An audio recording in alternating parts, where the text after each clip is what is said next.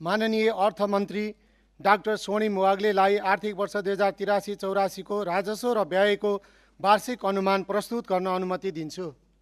सुरुमा म आर्थिक वर्ष 2083-84 को बजेट मार्फत उद्यम व्यवसायलाई राहत र मध्यम वर्गको विस्तार गरी समग्र अर्थतन्त्रलाई गतिशील बनाउन करका दरमा बृहत पुनरावलोकन गरेको छु। करको बोझ घटाउन आयकरको छुटको सीमा दोब्बर गरी व्यक्तिका लागि 10 लाख रुपैयाँ पुर्याएको छु।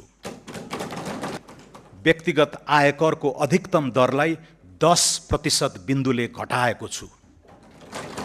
औद्योगिक कच्चा पदार्थको भन्सार महसुल तयारी मालवस्तु भन्दा कम्तीमा एक तह न्यून हुने गरी 273 प्रकारका कच्चा पदार्थमा भन्सार दर घटाएको छु।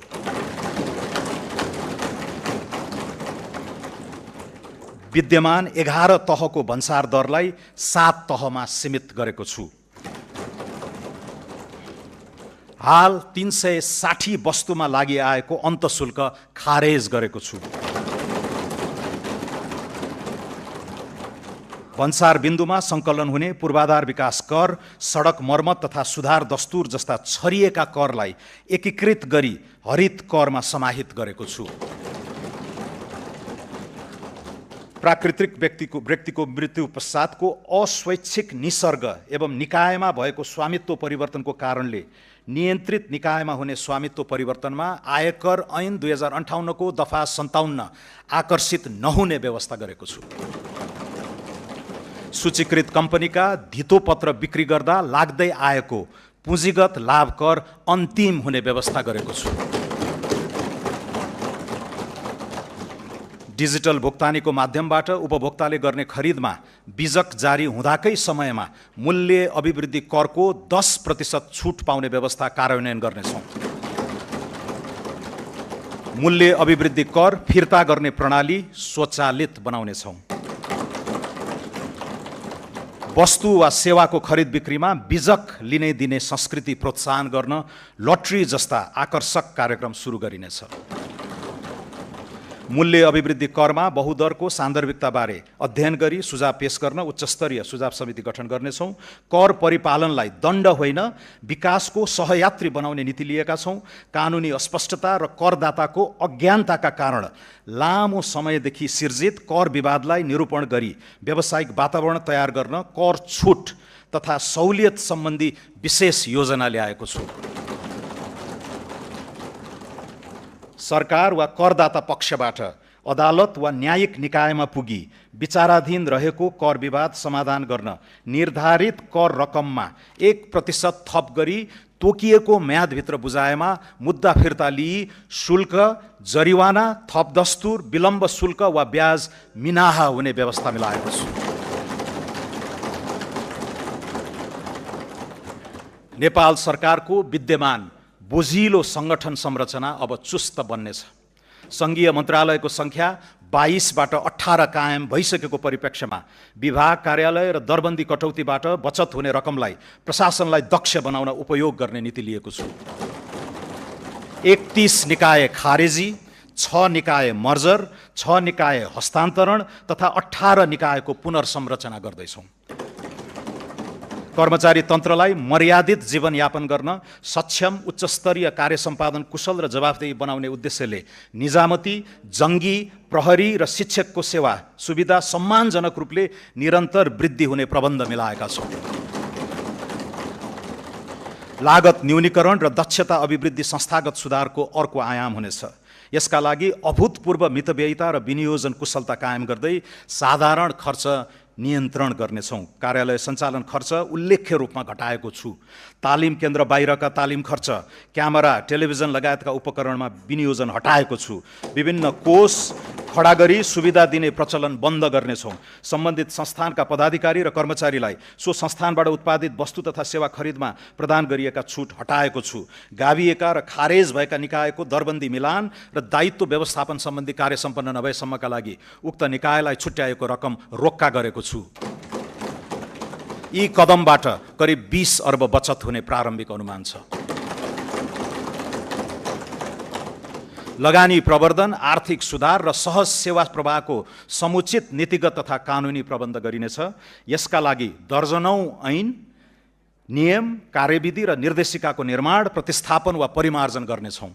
यसअघि नै घोषणा गरिएका 15वटा कानुन तुरुन्त खारेज गर्न केही नेपाल ऐन संशोधन विधेयक संसदमा प्रस्तुत गर्नेछौँ। कम्पनी कानुनमा संशोधन गरी स्वार्थको द्वन्द्व र विवरण खुलासा लगायतका विषयमा स्पष्टता कायम गर्दै कम्पनी खारेजी प्रक्रियालाई सहज बनाउनेछौँ। थप मुलुकसँग विदेशी लगानी संरक्षण र दोहोरो कर मुक्ति सम्झौता गर्नेछौँ। दामासाही सम्बन्धी ऐन 2063 मा संशोधन गरी उपभोक्ता, लघु, साना तथा मझौला उद्योगका समेत वित्तीय समस्या समाधान गर्नेछौँ। लगानी प्रवर्धनका लागि सीमित दायित्वको साझेदारी कानुन तर्जुमा गर्नेछौँ, जसबाट एन्जल इन्भेस्टमेन्टलाई भेन्चर क्यापिटल तथा प्राइभेट इक्विटी फन्डमा लगानी गर्न प्रोत्साहन हुनेछ। नेपाली नागरिकले विदेशमा लगानी गर्न पाउने व्यवस्थालाई सहज बनाउनेछौँ। औद्योगिक व्यवसाय ऐन संशोधन गरी उद्योगको क्षमता वृद्धि, स्वामित्व परिवर्तन, पुँजी वृद्धि लगायतका विषयमा उद्योग विभागलाई जानकारी मात्र गराए पुग्ने व्यवस्था गर्नेछौँ। विदेशी लगानी तथा प्रविधि हस्तान्तरण ऐनमा संशोधन गरी लगानी फिर्ताका लागि नेपाल राष्ट्र बैङ्कको पूर्व स्वीकृति लिनु नपर्ने र जानकारी दिए पुग्ने व्यवस्था गर्नेछौँ। वैदेशिक लगानीको दायराभित्र कन्भर्टेबल उपकरणहरू, परियोजना आबद्ध फन्डिङ लगायत अन्य हाइब्रिड उपकरणलाई समेट्नेछौँ। वैदेशिक लगानीको स्वचालित स्वीकृति प्रक्रियामा पूर्व स्वीकृतिको व्यवस्था हटाउनेछौँ। विदेशमा सेवा शुल्क, भुक्तानी, रोयल्टी र प्रविधि बापतको रकम पठाउने प्रक्रिया सरल बनाउनेछौँ। उधारो असुली सम्बन्धी कानुन व्यवस्था गर्नेछौँ। बौद्धिक सम्पत्ति संरक्षण सम्बन्धी कानुन छिट्टै निर्माण गर्नेछौँ। विगतको समग्र आर्थिक गतिविधिलाई विश्लेषण गरी व्यक्ति तथा व्यवसायीको साख मूल्याङ्कनका आधारमा कर्जा दिन सक्ने व्यवस्था गर्नेछौँ। व्यापारिक विवादको शीघ्र समाधानका लागि छुट्टै न्यायाधिकरण स्थापना गर्नेछौँ। मेलमिलाप ऐनमा सुधार गर्नेछौँ। गैर आवासीय नेपालीलाई धितोपत्रको दोस्रो बजारमा सहभागी गराउन विदेशी लगानी स्वीकृति, लगानीको लेखाङ्कन, नाफा फिर्ता र पुँजीगत लाभकर सम्बन्धी कानुनी व्यवस्थामा परिमार्जन गर्नेछौँ। मुलुकी देवानी संहिता 2074 मा संशोधन गरी नेपालमा लगानी गर्ने विदेशी लगानीकर्ता, अन्तर्राष्ट्रिय सङ्घ संस्था, बहुराष्ट्रिय कम्पनीका शाखा वा आवास प्रयोजनका लागि जम्मा एकाइको 25% भन्दा नबढ्ने गरी आवास क्षेत्रका भवन वा सरकारले तोकेको स्थानमा अपार्टमेन्ट दीर्घकालीन लिजमा लिन सक्ने व्यवस्था गर्नेछौँ। साना तथा मझौला उद्योगीलाई वित्तीय पहुँच सुनिश्चित गर्न फर्स्ट लस रिकभरी हुने गरी कर्जा सुरक्षण गर्नेछौँ। कार्यगत सुधारको आक्रामक श्रृङ्खला सुरु गरी पुँजीगत खर्चको गति र लय फेर्न प्रतिबद्ध छौँ। खरिद प्रक्रियामा सुधार, रकमान्तरसहित स्रोत व्यवस्थापनमा लचकता, वैकल्पिक वित्त परिचालन एवं आयोजना प्रमुखको स्थिरता सुनिश्चित गरी तोकिएको लागत र समयमै आयोजना सम्पन्न गर्न मिसन मोडमा काम गराउनेछौँ। चालु आर्थिक वर्षभित्रै विकास आयोजना सम्बन्धी सनसेट कानुन संसदमा पेश हुनेछ। मोबिलाइजेसन पेस्कीको रकम सम्बन्धित आयोजनामा मात्र खर्च गर्न पाउने गरी ट्र्याकिङ गर्ने व्यवस्था मिलाउनेछौँ। हाइब्रिड एन्युइटी मोडलमा निर्माण गर्न सकिने पूर्वाधार आयोजनाको प्रारम्भिक पाइपलाइन 3 महिनाभित्र तयार हुनेछ। मध्यपूर्वको द्वन्द्वबाट इन्धन, बिटुमेन लगायत निर्माण सामग्रीमा भएको मूल्य वृद्धिबाट निर्माण व्यवसायीलाई परेको कठिनाइको सम्बोधन गर्नेछौँ। सफा सहर, सहज यातायात र सुरक्षित सडक चलायमान अर्थतन्त्रको अभिन्न अङ्ग बनाउनेछौँ। सडक यातायात, खानेपानी, सरसफाई र आर्थिक पहुँच पूर्वाधारलाई एकीकृत रूपमा विकास गर्नेछौँ। आगामी 5 वर्षभित्र सबै जिल्ला सदरमुकाम जोड्ने सडक तथा पुलको स्तरोन्नति गर्नेछौँ। यात्रा सुरक्षा र सडक स्तर सुधार गरी दुर्घटनाबाट हुने मानवीय क्षतिलाई न्यूनीकरण गर्नेछौँ। विकास र वातावरण बीच द्वन्द्व होइन, सामञ्जस्य स्थापित गर्नेतर्फ सरकार सचेष्ट रहनेछ। यसका लागि वातावरण संरक्षण ऐन 2076 र वन ऐन 2076 परिमार्जन गरिनेछन्। स्वीकृत वातावरणीय प्रभाव मूल्याङ्कन प्रतिवेदनमा उल्लेखित वनको क्षेत्रफल वा कटान हुने रुखको सङ्ख्या घटेको अवस्थामा पूरक वातावरणीय प्रभाव मूल्याङ्कन गर्न नपर्ने व्यवस्था गर्नेछौँ। वन क्षेत्रको स्वीकृति र रुख कटानको आदेशसम्मका निर्णयको बहुशृङ्खलालाई उल्लेख्य रूपमा घटाउनेछौँ। नवीन एवं वैकल्पिक वित्तीय उपकरणको प्रबन्ध मार्फत सरकारको वित्तीय चाप घटाइनेछ। यस क्रममा सरकारको ब्यालेन्स सिट बाहिरबाट नै पुँजी परिचालन गरी सार्वजनिक लगानी एवं प्रविधि भित्र्याउन नयाँ वित्तीय उपकरण प्रस्ताव गरेको छु। पूर्वाधारमा निजी लगानी परिचालन गर्न वैकल्पिक विकास वित्त कोष सम्बन्धी कानुन प्रतिनिधि सभाबाट पारित भइसकेको छ। अन्तर्राष्ट्रिय बजारमा नेपाली मुद्रामै अफसोर बन्ड शीघ्र जारी हुनेछ।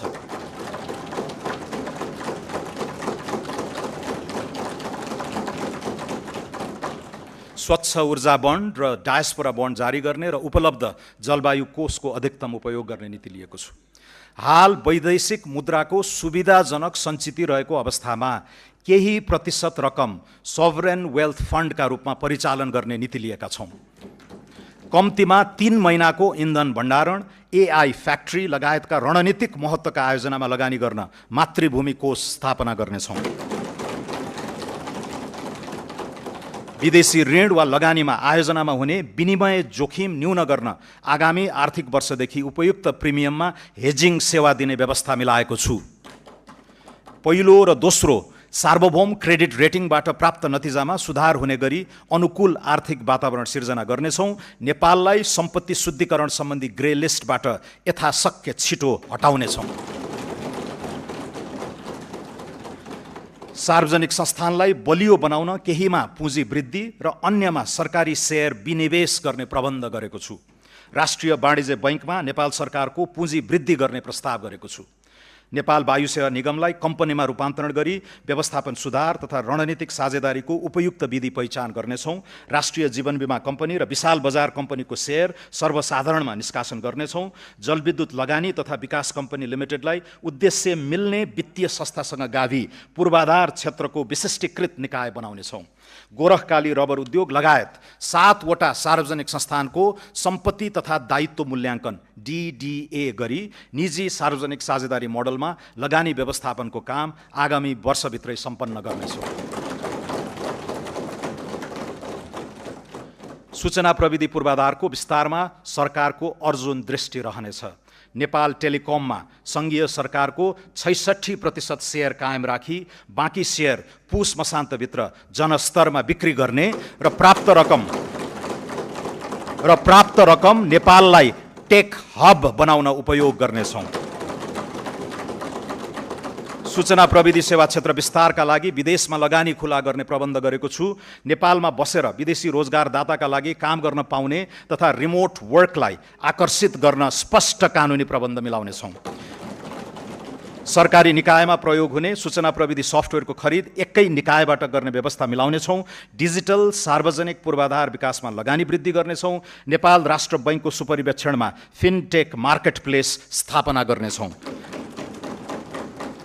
नागरिक एपमा दर्जनौं सरकारी सेवाहरू आबद्ध हुनेछन्। नेपाललाई एआई आर्टिफिसियल इन्टेलिजेन्सको युगमा आत्मविश्वासका साथ प्रवेश गराउन विशेष पहल सुरु गरेका छौँ। काठमाडौँको शिवचाटारमा देशकै पहिलो सार्वभौम एआई कम्प्युट केन्द्र स्थापना गर्नेछौँ। हजारौं एआई प्रोसेसिङ युनिट खरिद गरी एआई उद्यमी र स्टार्टअपलाई सहुलियतपूर्ण कम्प्युट क्षमता उपलब्ध गराउनेछौँ। स्वच्छ जलविद्युत ऊर्जालाई उच्च मूल्यको एआई कम्प्युट सेवामा रूपान्तरण गर्ने प्रस्ताव गरेको छु। नेपालको विद्यमान अपार ऊर्जा शक्तिलाई कृत्रिम बुद्धिमत्ताको विकासमा प्रयोग गरी सिपयुक्त रोजगारी, डिजिटल निर्यात र एआईमा आधारित आर्थिक रूपान्तरणको जग निर्माण हुने विश्वास गरेको छु। आगामी आर्थिक वर्ष एआईको क्षेत्रमा अन्तर्राष्ट्रिय ख्याति बनाइरहेका कम्तीमा 15 जना नेपाली शोधकर्तालाई प्रतिष्ठित फेलोशिप प्रदान गरी नेपाल फर्केर योगदान गर्न आमन्त्रित गर्नेछु।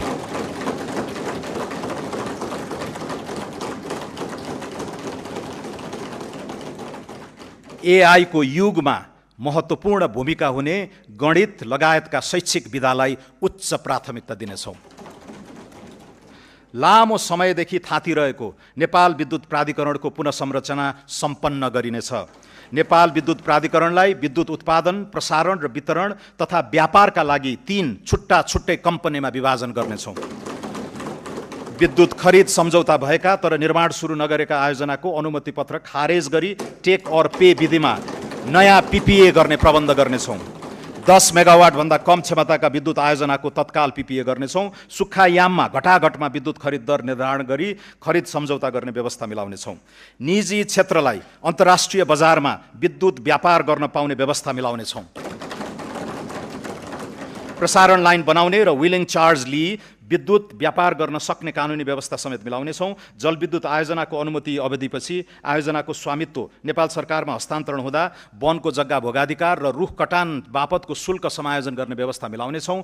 ठुला तथा जलाशययुक्त आयोजनाको विकासका लागि निजी क्षेत्रलाई प्रोत्साहित गर्न प्रवर्धकले 100% रकम जलाशययुक्त आयोजनामा लगानी गर्ने सुनिश्चित गरेमा पहिलो वर्ष नै 40% सेयर सर्वसाधारणलाई बिक्री गर्न दिने नीति लिनेछौँ। सम्माननीय सभामुख महोदय, सम्माननीय अध्यक्ष महोदय, आर्थिक वृद्धिको उत्तम सम्भावना भएका ग्रामीण एवं शहरोन्मुख क्षेत्रको चतुर्दिक प्रादेशिक विकासमा लगानी बढाउनेछौँ। यस्ता क्षेत्रलाई ग्रोथ पोल र क्वाडका रूपमा विकसित गर्न नीतिगत र भौतिक पूर्वाधारको एकीकृत योजना कार्यान्वयन गर्नेछौँ।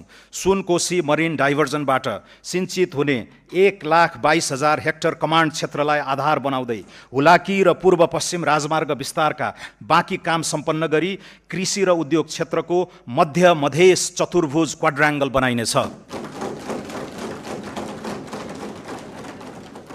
मध्य पहाडी, पुष्पलाल लोकमार्ग, कर्णाली राजमार्ग, भेरी कोरिडोर र रारादेखि जुम्ला हुँदै फोक्सुन्डोसम्मको कर्णाली चतुर्भुजमा जडीबुटी, जलविद्युत, पर्यटन र खानीजन्य क्रियाकलापले प्रश्रय पाउने व्यवस्था मिलाइनेछ।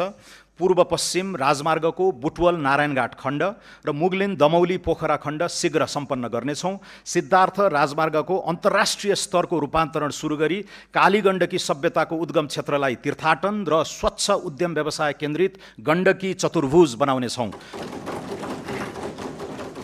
त्रिवेणी धाम, देवघाट, रुरु क्षेत्र, कागबेनी, मुक्तिनाथ र दामोदर कुण्डलाई एकीकृत गर्दै शालिग्राम पथ विकास गर्नेछौँ। लुम्बिनी मुक्तिनाथ धार्मिक सांस्कृतिक मार्गमा आधारित निर्माण पथ प्रवर्धन गर्दै ध्यान, साधना, योग, बौद्ध वैदिक दर्शन तथा मनाङ, मुस्ताङ र म्याग्दीको हिमाली सांस्कृतिक अनुभवलाई एकीकृत गर्नेछौँ।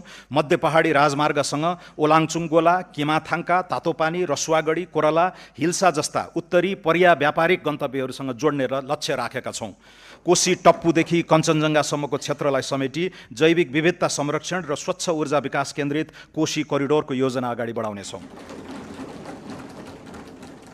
रामा रोशन, खप्तड, बडी मालिका, शैलेश्वरी, उग्रतारा र मल्लिकार्जुन क्षेत्र समेटी सुदूरपश्चिममा विशिष्ट पर्यटकीय चतुर्दिक विकास अगाडि बढाउनेछौँ।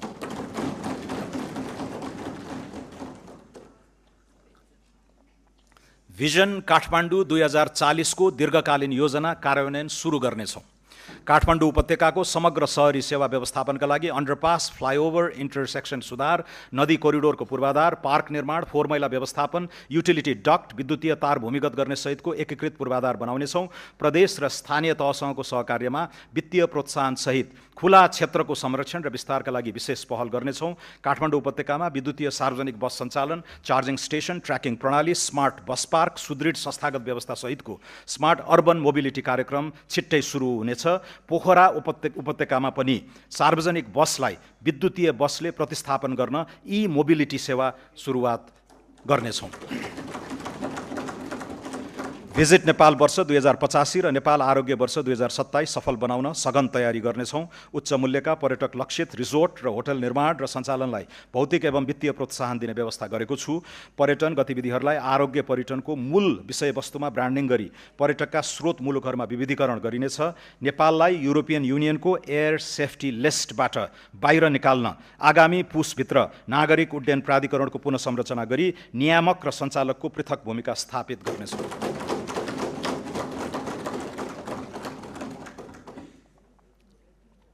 कृषि क्षेत्रको पुनरुत्थान सरकारको शीर्ष प्राथमिकतामा रहेको छ। कृषि उत्पादन, प्रशोधन, वितरण र बजारीकरणको सम्पूर्ण इकोसिस्टममा सुधार गर्नेछौँ। व्यावसायिक कृषकलाई आकर्षित गर्ने र कृषिमा उत्पादकत्व वृद्धि गर्न प्रोत्साहित गर्ने नीति लिई कृषिलाई सम्मानजनक र लाभमुखी व्यवसायका रूपमा रूपान्तरण गर्नेछौँ। न्यूनतम 2 करोडसम्म कृषि तथा पशुजन्य उत्पादनका लागि प्रारम्भिक पुँजी लगानी गर्ने कृषकलाई सरकारले 40% प्रोत्साहन अनुदान उपलब्ध गराउने पाइलट कार्यक्रमको तयारी गरेको छु। उत्पादन सुरु भएको मितिबाट लगातार 4 वर्षसम्म यस्तो अनुदान वार्षिक 10% दरले शोध भर्ना हुनेछ। वास्तविक कृषकलाई उन्नत बिउ, मल, सिँचाइ, विद्युत तथा कृषि बिमामा सहयोग उपलब्ध गराउँदै कृषि अनुदानको दुरुपयोग रोक्नेछौँ। कृषि र पशु बिमामा 80% प्रिमियम अनुदान उपलब्ध गराउँदै अन्य अनुदान क्रमशः हटाउँदै लैजाने दिशा तय गरेको छु। ठूला र निर्माणाधीन सिँचाइ आयोजनाहरू यसै आर्थिक वर्षभित्र सम्पन्न हुने गरी स्रोत व्यवस्था गरेको छु। देशभर साना तथा मझौला सिँचाइ आयोजना विस्तार गर्न नेपाल सरकारको लगानीमा च्यालेन्ज फन्ड स्थापना गरी स्थानीय तहलाई प्रतिस्पर्धा गराउने व्यवस्था मिलाउनेछौँ। किसानबाट सिधै कृषि उपज खरिद गर्दा सहुलियतपूर्ण ऋण, ब्याज, अनुदान जस्ता सहुलियत उपलब्ध गराउने नीति लिएको छु। दुर्गम क्षेत्रमा स्थापना हुने र अर्ग्यानिक, उच्च मूल्य र बौद्धिक सम्पत्तियुक्त जीआई वस्तुको प्रशोधन गर्ने उद्योगलाई उत्पादन र ब्रान्डिङमा सहयोग उपलब्ध गराउनेछौँ। कृषि सेवा प्रणालीलाई किसान केन्द्रित सेवा प्रणालीमा रूपान्तरण गरी पुनः संरचना गर्नेछौँ। वर्षैभरि कृषि प्राविधिक सेवा, डिजिटल कृषि सूचना तथा निजी सेवा प्रदायक मार्फत कृषकको घर दैलोमै कृषि सेवा पहुँच विस्तार गर्न प्रत्येक स्थानीय तहमा आवश्यक प्राविधिक जनशक्ति परिचालन गर्नेछौँ। देशभरिका कृषि अनुसन्धान तथा विकास केन्द्रहरूलाई पुनरुत्थान गरी उन्नत बिउ विकास, स्थानीय हावापानी अनुकूलको जात, कृषि जैविक प्रविधि तथा उत्पादकत्व वृद्धि केन्द्रित अनुसन्धानलाई प्राथमिकतामा राखेको छु।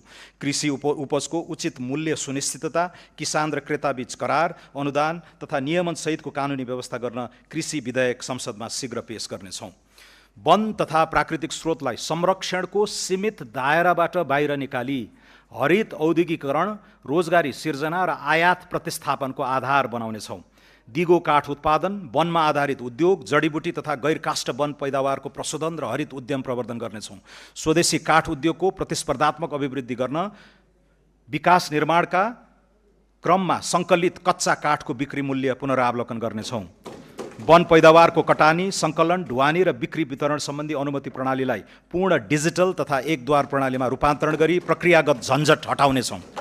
सामुदायिक वन उपभोक्ता समूहलाई उत्पादन, प्रशोधन, ब्रान्डिङ र उद्यम सञ्चालनमा थप स्वायत्तता प्रदान गर्नेछौँ। वन, वातावरण, उद्योग, ऊर्जा र पूर्वाधार सम्बन्धी कानुन तथा नीति बीचको असङ्गति हटाउनेछौँ। वन क्षेत्रको कार्बन स्टक, इकोसिस्टम सेवा तथा प्राकृतिक पुँजीको आर्थिक मूल्याङ्कन गरी बजेट तथा योजना प्रणालीमा समावेश गर्नेछौँ।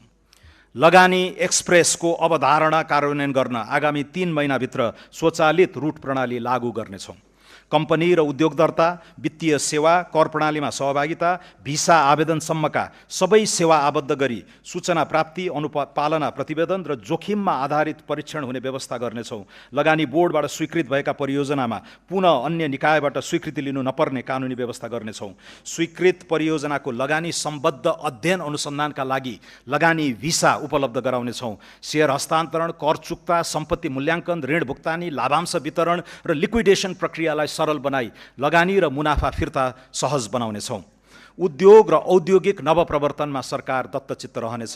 गुणस्तरीय औद्योगिक पूर्वाधार विस्तार गर्ने नीति अनुरूप मोतीपुर र मयूरधाप जस्ता औद्योगिक क्षेत्र निजी क्षेत्रले निर्माण र सञ्चालन गर्नेछन्। 5 खाल विशेष आर्थिक क्षेत्रमा महिला उद्यमीलाई प्राथमिकता दिनेछौँ।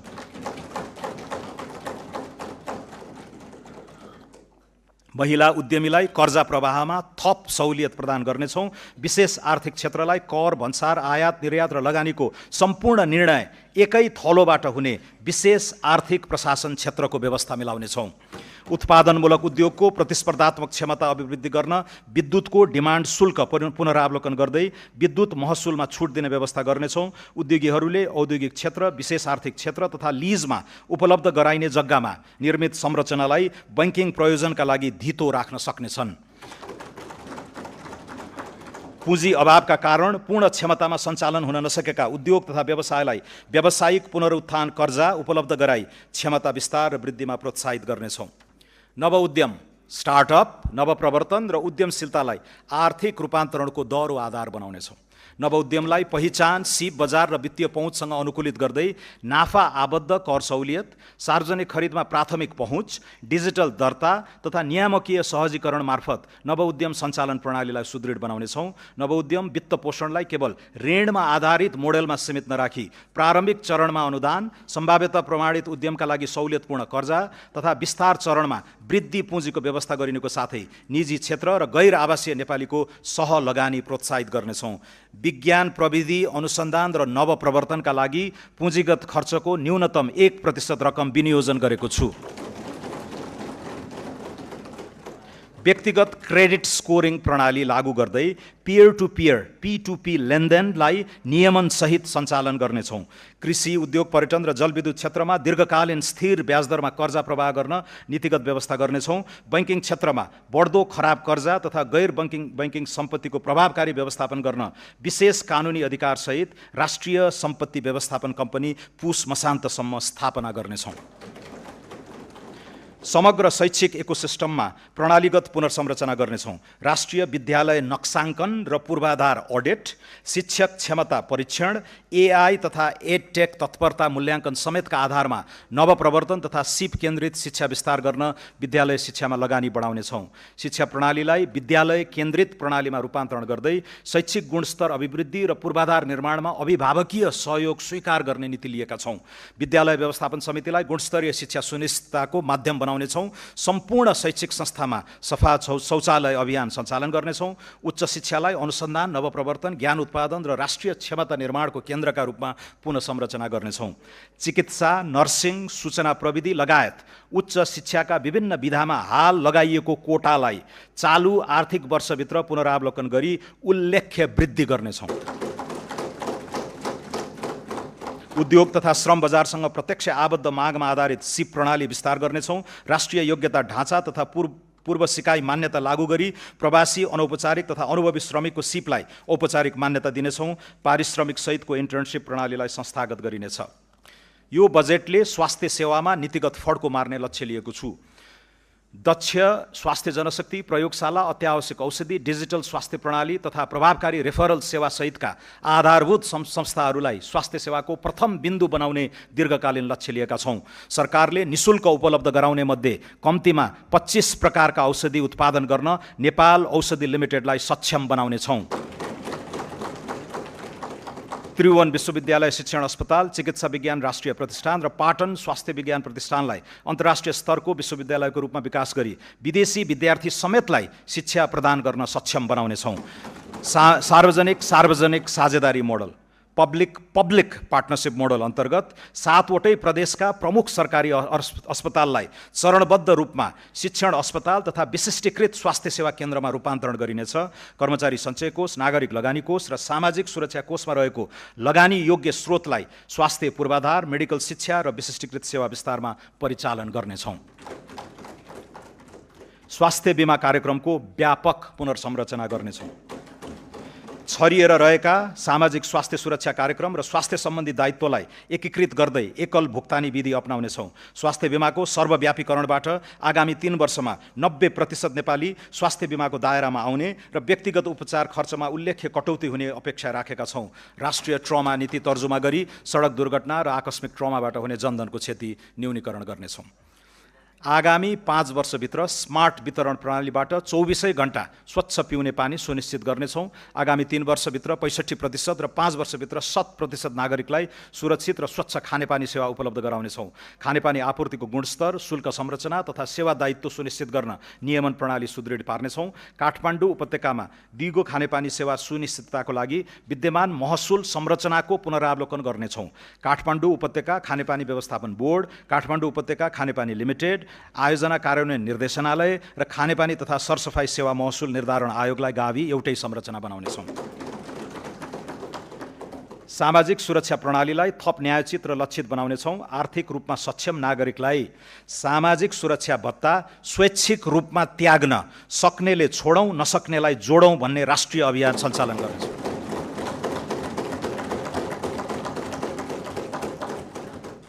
त्यस्तो योगदानलाई अन्तर्पुस्तागत न्याय र राष्ट्रिय ऐक्यबद्धताको उदाहरणका रूपमा सम्मान गर्नेछौँ।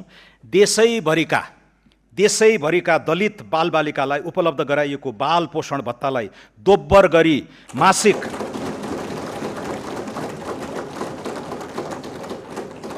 दोब्बर गरी मासिक 1000 रुपैयाँ बनाएको छु। उच्च गरिबी भएका र मानव विकास सूचकाङ्कमा पछाडि परेका मुख्यतः मधेस, कर्णाली र सुदूरपश्चिम प्रदेशका 25 जिल्लाका बालबालिकाले पाउने पोषण भत्तालाई निरन्तरता दिएको छु। श्रमिक र रोजगारदाता अनिवार्य रूपमा श्रम रजिस्ट्रीमा आबद्ध हुनुपर्ने व्यवस्था गर्नेछौँ। यसबाट सुरक्षा गार्ड र घरायसी कामदारका अतिरिक्त निर्माण, कृषि, आतिथ्य, ढुवानी तथा औद्योगिक श्रमिक आपूर्ति गर्न इजाजत प्राप्त संस्थाले प्रदान गर्ने बिमा, आवास र डिजिटल गुनासो व्यवस्थापन जस्ता सेवाको मापदण्ड निर्धारण हुनेछ। श्रम क्षेत्रमा लिखित सम्झौता, न्यूनतम ज्याला, बिमा, कार्यस्थल सुरक्षा मापदण्ड तथा बैंक मार्फत पारिश्रमिक भुक्तानी अनिवार्य गर्नेछौँ। कार्यस्थल दुर्घटनामा अनिवार्य क्षतिपूर्ति र बिमा दाबी प्रणाली थप प्रभावकारी बनाउनेछौँ। पुस मसान्तभित्र श्रम न्यायाधिकरण मार्फत श्रम विवादको शीघ्र समाधान गर्ने र सम्झौता उल्लङ्घन, ज्याला ठगी तथा श्रम शोषणलाई आर्थिक अपराध सरह कानुनी दायरामा ल्याउने प्रणाली विकास हुनेछ। अनौपचारिक र असङ्गठित क्षेत्रमा कार्यरत श्रमिकलाई सामाजिक सुरक्षा प्रणालीमा आबद्ध गर्न विशेष अभियान सञ्चालन गर्नेछौँ। पुँजी बजारलाई मर्यादित र लगानी मैत्री बनाउन नियामकको क्षमता अभिवृद्धि, प्रविधि मैत्री कारोबार प्रणाली र लगानीकर्ता संरक्षण संयन्त्र सुदृढ गर्नेछौँ। नेपाल स्टक एक्सचेन्जको पुनः संरचना अघि बढाई इन्ट्राडे, सर्ट सेलिङ र डेरिभेटिभ जस्ता उपकरणको चरणबद्ध सुरुवात गर्नेछौँ। शेयर कर्नरिङ, इन्साइडर ट्रेडिङ जस्ता पुँजी बजारमा हुने अवांछित गतिविधि विरुद्ध शून्य सहनशीलताको नीति लिनेछौँ। नेपालको धितोपत्र बजारमा सूचीकृत कम्पनीलाई तोकिएको प्रक्रिया पूरा गरी विदेशी धितोपत्र बजारमा सूचीकृत हुने गरी ग्लोबल डिपोजिटरी रिसिट जारी गर्न सक्ने व्यवस्था मिलाउनेछौँ। सौम्य शक्तिको विस्तार गर्दै डायस्पोराको सिप, पुँजी र सञ्जालको सदुपयोग गर्नेछौँ। प्रवासमा रहेका नेपाली नागरिकलाई लोकतान्त्रिक प्रक्रियामा आबद्ध गराई उनीहरूको मताधिकार सुनिश्चित गर्न कानुनी, प्राविधिक तथा प्रशासनिक पूर्वाधार तयारी गर्नेछौँ। भिसा प्रणालीमा व्यापक सुधार गरी लगानी मैत्री अध्यागमन व्यवस्थापन गर्न नयाँ विधेयक संसदमा पेश गर्नेछौँ। अति कम विकसित मुलुकको राष्ट्रसङ्घीय दर्जाबाट निस्कन हाल न्यूनतम योग्यता पुगेको भए पनि अर्को 2 वर्ष घनीभूत आर्थिक, सामाजिक, राष्ट्रिय पुनर्जागरणको आडमा नेपालको स्तरोन्नति गराउने निर्णय गरेका छौँ। त्यस्तो स्तरोन्नति अप्रतिगम्य होस् भन्ने चाहेका छौँ। राजनीतिक प्रणालीमा पारदर्शिता र उत्तरदायित्वको बलियो आधार निर्माण गर्नेछौँ। स्वस्थ लोकतान्त्रिक प्रतिस्पर्धालाई संस्थागत गर्न राष्ट्रिय मान्यता प्राप्त राजनीतिक दलहरूलाई पछिल्लो आम निर्वाचनमा प्राप्त मतको आधारमा सरकारी अनुदान दिने बारे बृहत राजनीतिक बहस गराउनेछौँ। यसरी उपलब्ध हुन सक्ने अनुदानको लेखा परीक्षण महालेखा परीक्षकले गर्ने व्यवस्था मिलाइनेछ। प्रमाणमा आधारित नीति निर्माण, कार्यान्वयन र अनुगमनलाई प्रभावकारी बनाउनेछौँ। शैक्षिक गुणस्तर परीक्षण केन्द्र, कृषि तथ्याङ्क प्रणाली तथा नेपाल राष्ट्र बैङ्क अन्तर्गत रहेको उपभोक्ता मूल्य सूचकाङ्क सम्बन्धी तथ्याङ्क प्रणाली लगायतलाई राष्ट्रिय तथ्याङ्क कार्यालय अन्तर्गत एकीकृत गरिनेछ। त्यसैगरी नीति अनुसन्धान प्रतिष्ठानलाई राष्ट्रिय योजना आयोग अन्तर्गत राखी सरकारको दीर्घकालीन सोच र नीति निर्माण गर्न सक्षम निकाय बनाउनेछौँ।